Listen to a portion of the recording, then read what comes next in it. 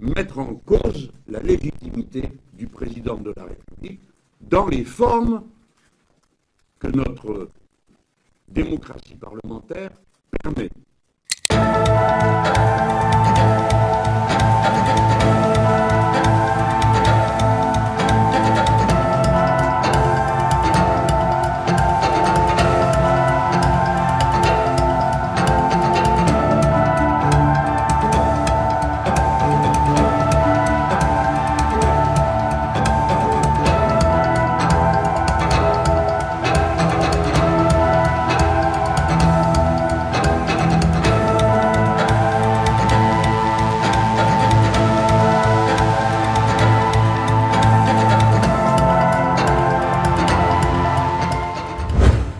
La République, la démocratie est faussée.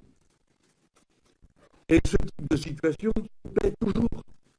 La vie politique d'un peuple passe par ses institutions et le respect du fonctionnement de ces institutions suppose le respect scrupuleux de la volonté du peuple. Sinon, ce n'est plus une démocratie.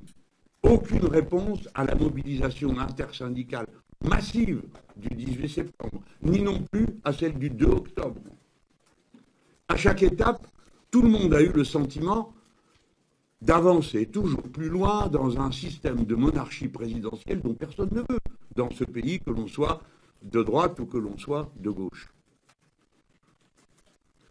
Il faut donc, pour répondre à cette situation, aller au cœur du problème, c'est-à-dire en revenir au peuple, c'est-à-dire mettre en cause la légitimité du président de la République dans les formes que notre démocratie parlementaire permet. Je me répète, dans les formes institutionnelles dont nous disposons. Il y en a une, la destitution du président de la République telle qu'elle est prévue par la Constitution elle-même. Cette destitution souhaitable, alors, elle doit être possible. Prancis kembali memanas, ribuan orang membanjiri jalanan Paris dan Marseille, menentang keras kebijakan Presiden Emmanuel Macron. Dari reformasi pensiun, pemangkasan anggaran, hingga tekanan ekonomi, rakyat merasa hidup mereka semakin terhimpit. Di tengah lautan massa, teriakan lantang menggema. Macron dituding tunduk pada Uni Eropa, bukan pada rakyatnya sendiri. Mereka menyebut, kebijakan ini hanya memperburuk kondisi Prancis dan menghancurkan masa depan negeri. Suasana kian panas, blokade jalan, bentrokan dengan aparat, hingga gas air mata mewarnai demonstrasi. Apakah Macron akan bertahan dengan kebijakannya, atau tekanan rakyat akan mengguncang kursi kekuasaannya?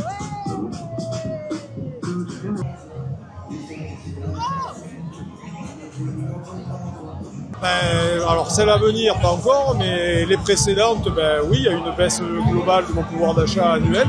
Je veux dire, maintenant je fais beaucoup plus attention quand je fais les courses du ménage à la maison, donc je regarde beaucoup plus les prix, je fais très attention, je fais des budgets prévisionnels, beaucoup plus de ce que je faisais avant.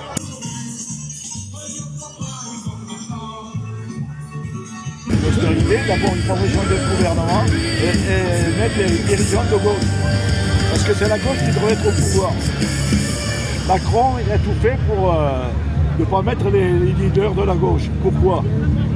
Il n'y a qu'eux qui peuvent réduire le chômage, surtout le Parti communiste.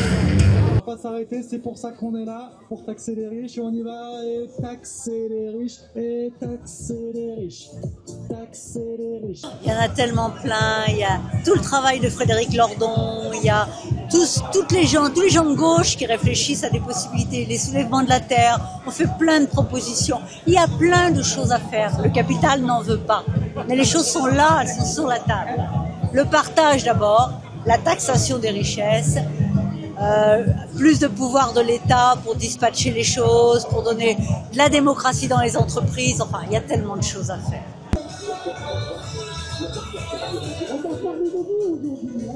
Cette année, il y a une dizaine de bateaux qui sont au large de Fos, ils attendent, tous les jours ça leur coûte, je ne sais pas combien, mais des centaines de milliers d'euros. ils attendent là avant de dépoter, sauf que les collègues qui sont là pour dépoter, ils sont en grève.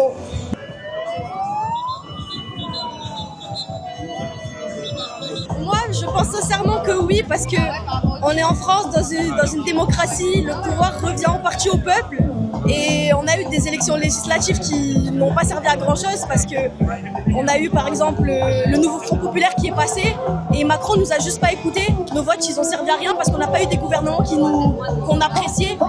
Donc je pense que oui, Macron, il casse un peu ce principe de démocratie.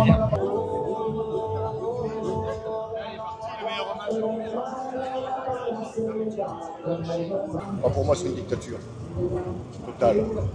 Et ils s'en foutent du peuple, ils s'en foutent des Français. Ils ne voient que l'Union européenne, ils ne voient que lui. Ils ne voient pas le problème de la France, le problème d'en bas. Ils gouvernent vraiment. On lui dicte, pour moi, on lui dicte ce qu'il doit faire. On est suivi, c'est l'Union européenne qui nous commande, on ne peut plus rien faire en France. Tout est dicté, on le voit avec le Mercosur et tout le reste. On est en train de tuer le pays et il ne fait rien pour la France.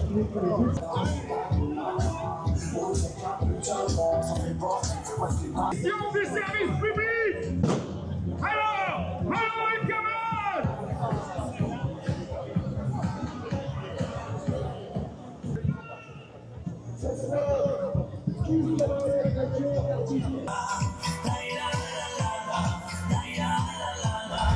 Pemirsa, Perdana Menteri Perancis Francois Bayrou ini telah digulingkan dalam mosi tidak percaya setelah hanya 9 bulan menjabat.